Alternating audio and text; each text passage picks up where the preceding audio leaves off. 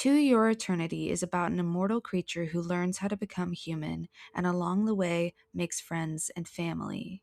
Angels of Death is about a young girl struggling to uncover the truth about herself and escape both a literal and figurative hell. Both animes deal with the problem of identity as well as the problem of God. Taken together, their stories grant us unique insight into the study of consciousness. I am your host, Wellington Tremaine, and we're back with the third episode of Philosome, with the final Ouroboros episode.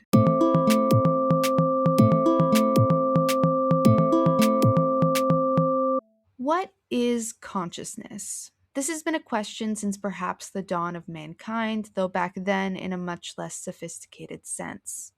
It is understood that consciousness as a study was solidified in the 17th century with philosophers such as Locke and George Berkeley, where people really started thinking about experience, whether that experience is internally located or externally located, trying to determine what said experience contains or is made up of. While we get some of this from the ancient Greeks, these questions take on new form when we get to people like Descartes and Locke. So, what I want to talk about today is Locke's conception of consciousness and therefore personal identity, and then I want to compare it with Sartre's conception of consciousness and therefore personal identity. Locke I will be applying to Your Eternity, and Sartre I will be applying to Angels of Death, and then we shall see how they overlap. Let's start with Locke. Locke believed that the mind was a blank slate from birth, that is, that there are no innate ideas or knowledge. All knowledge comes from experience. This view explicitly contrasts the rationalist perspective, because rationalists, namely Descartes, maintain that there are some ideas that we can't get from experience, such as the concept of God. Locke pushes back against this view by maintaining that the idea of God can be produced by recognizing things in the real world, such as power dynamics, and eventually putting those pieces together to invent the notion of God. To Your Eternity seems to emulate this idea of the blank slate when it comes to the main character Fushi. Long before he earns his name, he appears on Earth as a mere living ball, who gradually takes new forms as he, or it, encounters animals and humans in the wild. The creature, at first, does not know that it's supposed to eat or drink, does not know what it means to have any sense of self-preservation. In essence, the ball starts out as a pure example of the blank slate. He obtains knowledge through experience. No matter how many times he dies and is revived, each event is brand new input for Fushi. In the essay concerning human understanding, Locke makes a distinction between simple ideas and complex ideas. Simple ideas are sense data such as white or cold, and these are the kinds of input the mind receives. Though the qualities that affect our senses are, in the things themselves, so united and blended that there is no separation, no distance between them, yet it is plain the ideas they produce in the mind enter by the senses simple and unmixed. For, though the sight and touch often take in from the same object at the same time different ideas, as a man sees at once motion and color, the hand feels softness and warmth in the same piece of wax. Yet the simple ideas, thus united in the same subject, are as perfectly distinct as those that come by in different senses. The coldness and hardness which a man feels in a piece of ice being as distinct ideas in the mind as the smell and whiteness of a lily, or as the taste of sugar and smell of a rose. And there is nothing can be plainer to a man than the clear and distinct perception he has of those simple ideas, which, being each in itself uncompounded, contains in it nothing but one uniform appearance or conception in the mind, and is not distinguishable into different ideas. These indestructible sense data mingle together in the mind and create what Locke determines complex ideas. Quote, ideas thus made up of several simple ones put together I call complex, such as are beauty, gratitude, a man, an army, the universe. These simple ideas, the materials of all our knowledge, are suggested and furnished to the mind only by those two ways above mentioned, viz., sensation and reflection. When the understanding is once stored with these simple ideas, it has the power to repeat, compare, and unite them even to an almost infinite variety, and so can make at pleasure new complex ideas. If we take these two forms of ideas in analyzing what is happening when Fushi is able to produce objects or transform into various creatures and people, we could say that he is intaking materials such as pink, and that it reforms according to his godlike perception of said object or entity into complex structures.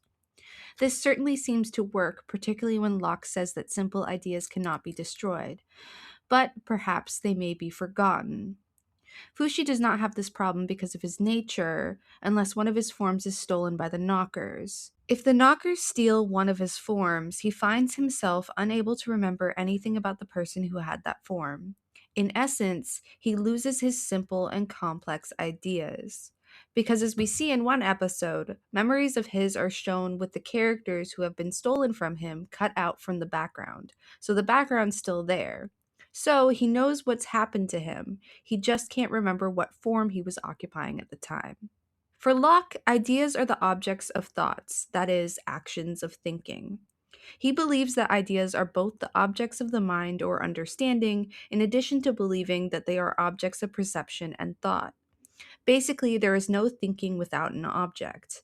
Ideas are the immediate objects of our thought, distinguishing them from external things we think about, such as a bowling ball that is not in front of us. If it is not immediately perceived, it is not an idea. Further, every perception has an internal immediate object, even if there is not an external object. This has led to criticism of Locke because it suggests that there is an immediate object existing inside the mind. According to Thomas Reid, ideas are real beings for Locke, separate, distinct, real entities, which stand between a perceiver and external objects and serve as proxy inner objects for the latter. Quoting Rockwood, even if he were right here before our very eyes, we would directly see only the idea of Locke rather than Locke himself. Locke thinks that we can never directly observe an object itself.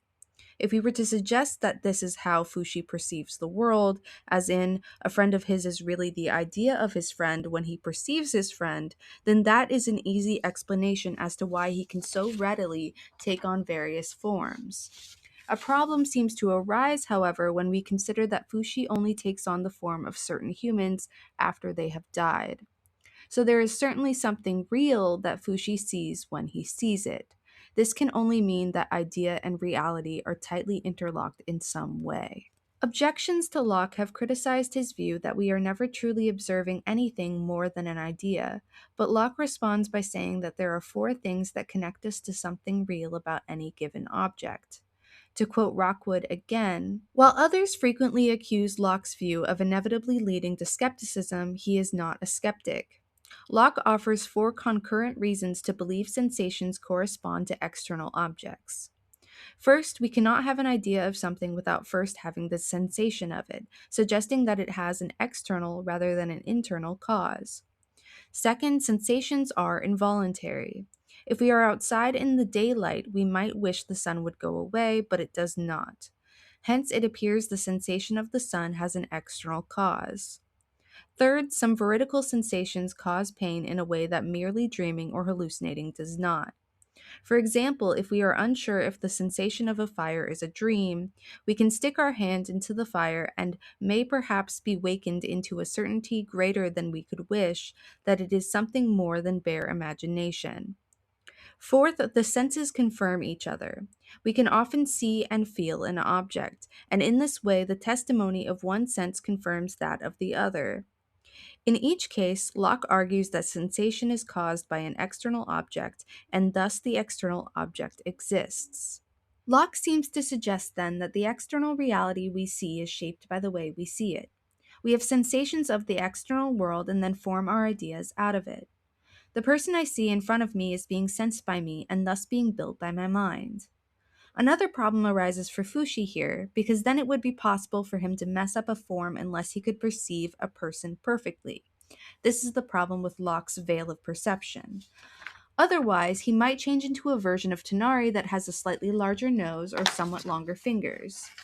The sensations he perceives must be perfect, but since he has the power of a god, we can assume that this is no problem at all. To answer Locke, where is the head that has no chimeras in it? Fushi is an empathetic being. He feels both love and pain as people experience them, and so he must have some access to the human body that allows the accumulation of this kind of perfect idea. He even stretches his entire consciousness across the world in order to make it a better place, which again means he has this kind of access. So what is he? Who is he? Is he the same ball that we met in the beginning, or is he more? As Lindstrom writes, Personal identity depends on consciousness. Quoting Locke, since consciousness always accompanies thinking, and 'tis that makes everyone be what he calls self, and thereby distinguishes himself from all other thinking things, in this alone consists personal identity, i.e., the sameness of a rational being. And as far as this consciousness can be extended backwards to any past action or thought, so far reaches the identity of that person. What is meant by this is that consciousness defines personhood. If consciousness can extend through the course of different bodies, then there is only one person the entire time. That is, if a soul can live several lives and retain one consciousness throughout, like Fushi does when he shapeshifts, then that person remains one whole. So the question then becomes whether Fushi becomes one with the shapes he adopts. Does he become aware of the actions of his friends? And in so doing, do his friends become one consciousness with Fushi? Something to this effect seems like it could be possible later in the series when Fushi figures out how to bring his friends back from the dead. However, they do not retain memory of Fushi's actions, and therefore must be seen as their own individual consciousnesses. They do perceive on their own, as we see Kai, Masar, and Hyro are able to die repeatedly in battle and remember what they were doing just before death. On the traditional interpretation, continuous consciousness is reducible to memory. To quote Landstrom, while consciousness per se is not the same as memory, consciousness of past actions is indistinguishable from memory. Thus, many scholars conclude that personal identity for Locke consists in memory. When it comes to Fushi, there seems to be no problem with his memory despite his condition. The story does not suggest that the immortal condition poses a challenge at all, which makes him a perfect example of Locke's depiction of personal identity. None of the charges against Locke stick. Said charges include the fact that even Locke agrees that memory is fallible. But as Landstrom argues, Locke does not think that we become different persons just because we have forgotten certain instances in our lives. Normal forgetfulness does not seem to necessitate a new person. Quoting Weinberg 2010, Forstrom makes a similar argument in the first chapter. She cites Locke's 2:27-22 example of the drunkard who has no consciousness of having committed a particular act. Although the drunkard cannot remember or appropriate her actions, she is nevertheless punished by a civil court, since the court has no way of knowing whether a loss of consciousness reflects that the action was in fact committed by someone else. She then argues that Locke's commitment to divine justice is what really matters, since on Judgment Day, God can restore the drunkard's memories. Human epistemic limitations and the moral responsibility that erroneously follows are made up for in the afterlife. Thus, a person must be stripped of all its previous consciousnesses, which we can conceive of as conscious moments where memory is involved, in order to become a new person with the same soul. The new person has a consciousness that cannot reach beyond this new state, but nevertheless had a past life. It's just that they cannot access this past life.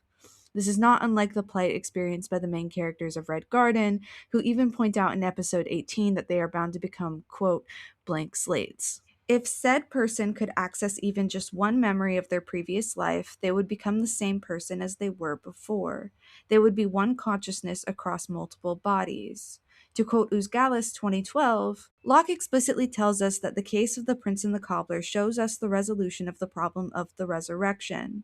The case is one in which the soul of the prince with all of its princely thoughts is transferred from the body of the prince to the body of the cobbler's soul having departed. The result of this exchange is that the prince still considers himself the prince, even though he finds himself in an altogether new body. Locke's distinction between man and person makes it possible for the same person to show up in a different body at the resurrection and yet still be the same person. In season 2 of To Your Eternity, we meet Hisame, the great-granddaughter of Hayase, the psycho bitch from the first season who was obsessed with Fushi. Hisame has a knocker lodged in her arm, which was inherited by the daughter of Hayase and then later infused in the daughter's arm. Hayase tells her daughter that she will be reborn in her womb, effectively continuing her legacy. The knocker that keeps being passed down lives codependently with Hayase's legacy, supporting her and her offspring. The 9-year-old Hisame insists that she is her grandmother reborn, and so there is a question here as to whether grandmother and granddaughter are the same person.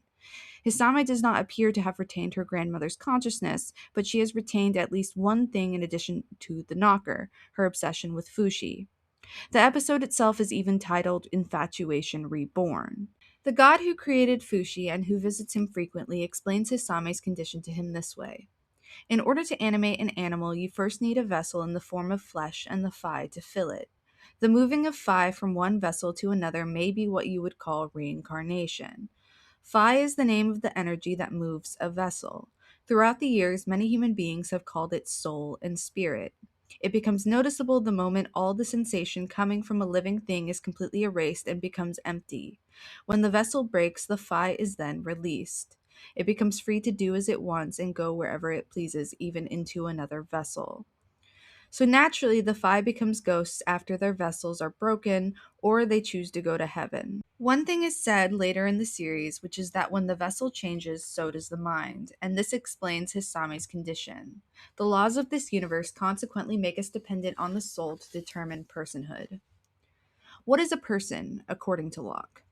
A person, quote, is a thinking, intelligent being that has reason and reflection and can consider itself as itself, the same thinking thing in different times and places. And person, the word, also is a forensic term appropriating actions and their merit, and so belongs only to intelligent agents capable of a law and happiness and misery. Meaning that a person is something that is defined by action, and action can include thought. For Locke, thinking is the action of the soul, not the essence of it. Thus, when Locke says consciousness always accompanies thinking, and 'tis that makes everyone be what he calls self, the soul is differentiated from consciousness by virtue of the fact that one might be able to think without a soul. Quote, let us suppose, then, the soul of Castor, while he is sleeping, retired from his body, which is no impossible supposition for the men I have here to do with, who so liberally allow life without a thinking soul to all other animals. These men cannot then judge it impossible or a contradiction that the body should live without the soul, nor that the soul should subsist and think, or have perception, even perception of happiness or misery, without the body.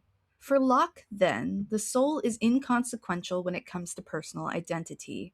We cannot identify a person with the soul.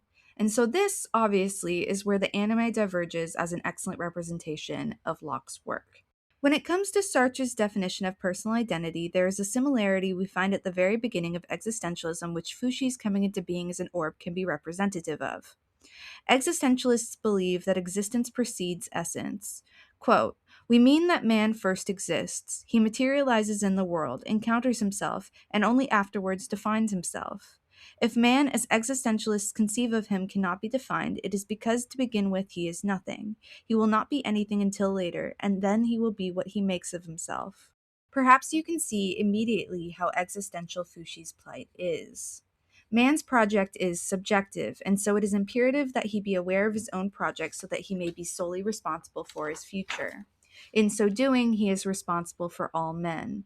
Indeed, that is the conclusion that Fushi comes to when he decides to spread his consciousness across the world, though helping mankind directly is not a necessary precondition for being responsible for all men. But it is not Fushi that we want to analyze here, but rather Rei, the protagonist of Angels of Death. Rei is a young girl written on the brink of discovery, unaware of the past and uncertain of the future.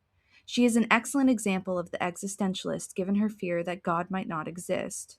To quote Sartre, existentialists find it extremely disturbing that God no longer exists, for along with his disappearance goes the possibility of finding values in an intelligible heaven. There can no longer be any a priori good, since there would be no infinite and perfect consciousness to conceive of it. Nowhere is it written that good exists, that we must be honest or must not lie, since we are on a plane shared only by men. Dostoevsky once wrote, if God does not exist, then everything is permissible. This is the starting point of existentialism. Indeed, everything is permissible if God does not exist, and man is consequently abandoned, for he cannot find anything to rely on, neither within nor without. First, he finds there are no excuses. For if it is true that existence precedes essence, we can never explain our actions by reference to a given and immutable human nature. In other words, there is no determinism. Man is free. Man is freedom. If, however, God does not exist, we will encounter no values or orders that can legitimize our conduct. Thus, we have neither behind us nor before us in the luminous realm of values any means of justification or excuse.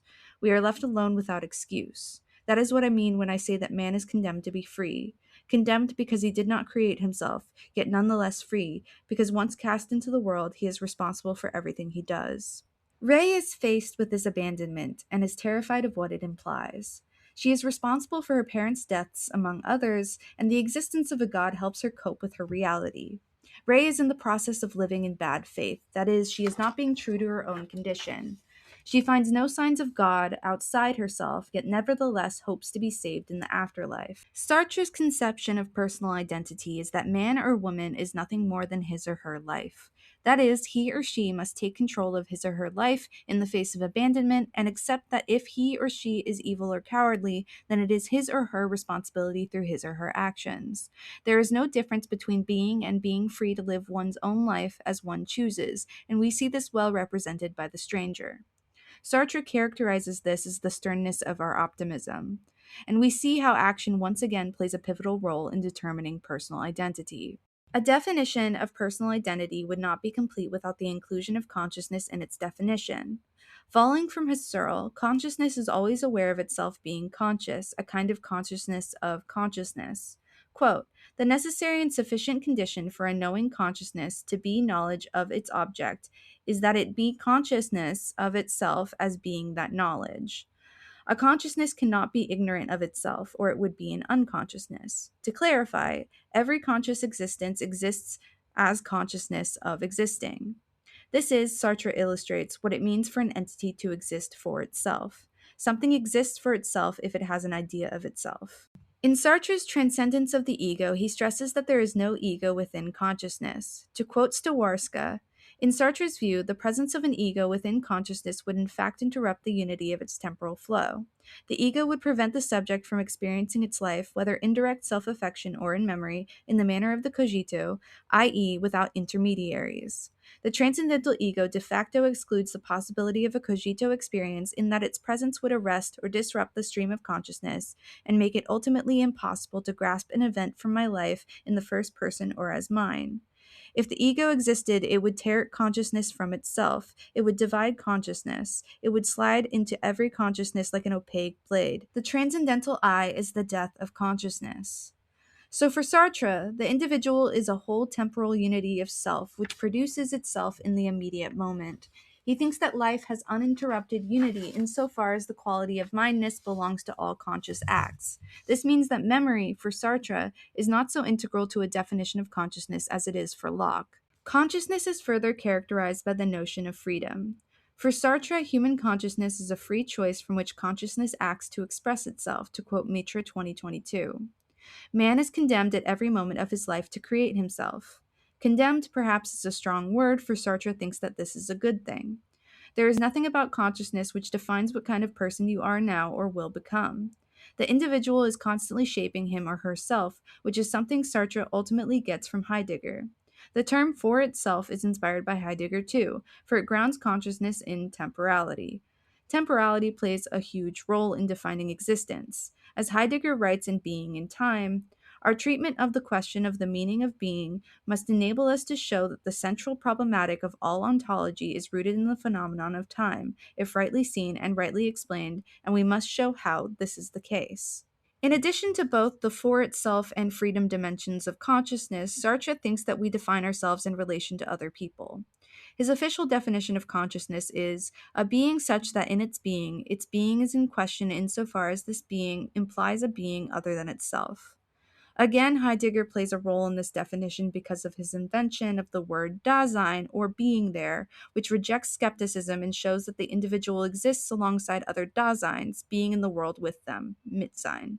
Existing alongside other Daseins produces what Heidegger calls a with world.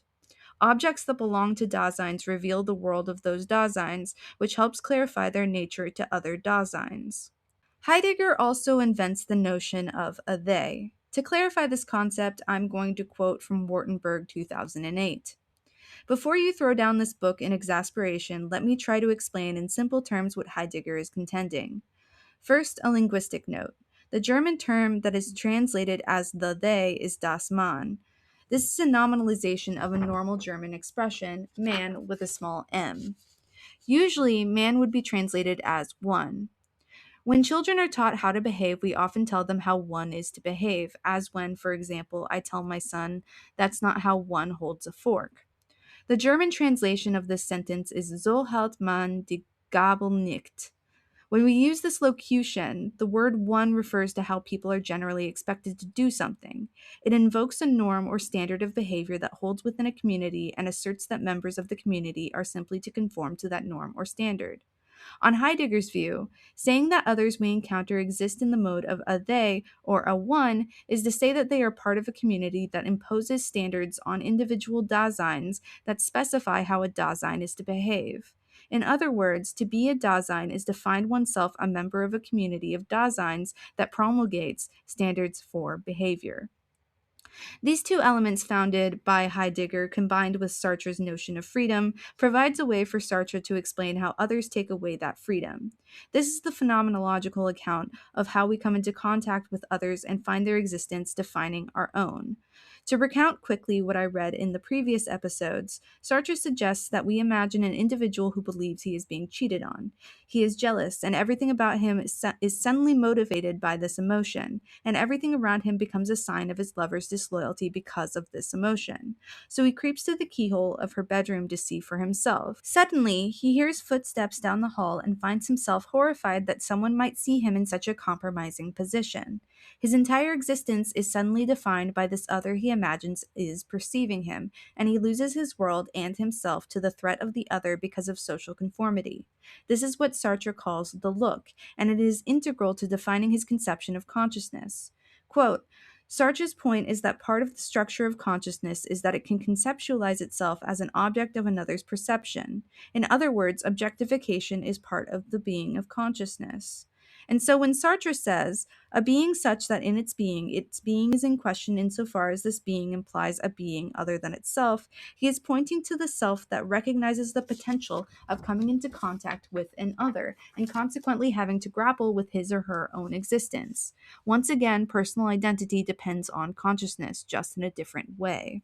When it comes to angels of death, we can see Ray learning about others through the elaborate traps they set and consequently knowing them better than she would if they had merely met face to face. The fact that they are watching her all the time certainly plays a role, for we can also see how her world is stripped away when faced with these others who seek to undermine her goal of assisted suicide.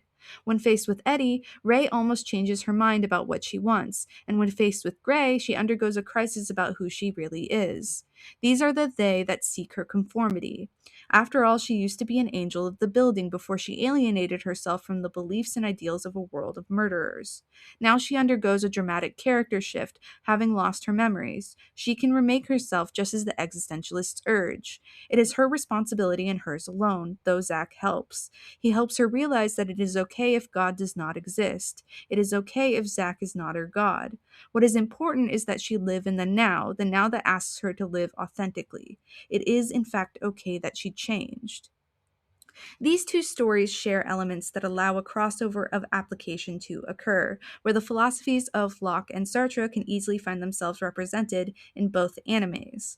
Perhaps the main difference that occurs is that the blank slate as it appears in Rei is different from how it appears in Fushi. Fushi is clearly like a baby, while Rei still retains her intelligence. Fushi must build his intelligence over time, whereas Rei even remembers how to sew. Nevertheless, we can see how an argument can be made in favor of Locke's conception of personal identity in Angels of Death. Rei recovers her memories and consequently remains the same person as she was before. Meanwhile, an argument can be made in favor of Sartre's conception of personal identity for Fushi. Fushi must find a way to live despite the deaths of his friends and the threat of the knockers. A philosophy such as existentialism is helpful in the face of such misery. And so we have seen how these animes relate to and contrast each other, providing a vibrant landscape for us to explore philosophy. And that's the episode. Thank you for listening. We will be back next time with an episode on a silent voice, looking at linguistic philosophy and sign language. So we're going to be looking at sign languages in Japan as well. Yeah, that's the episode. I hope you enjoyed. Thank you for listening.